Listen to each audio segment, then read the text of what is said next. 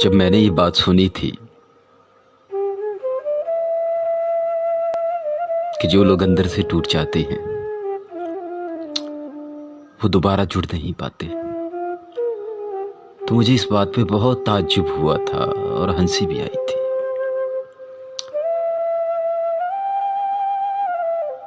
क्योंकि मैं ये समझता था कि जब वक्त बदलता है, अच्छा वक्त आने पे पुराने जख्म भर जाते हैं।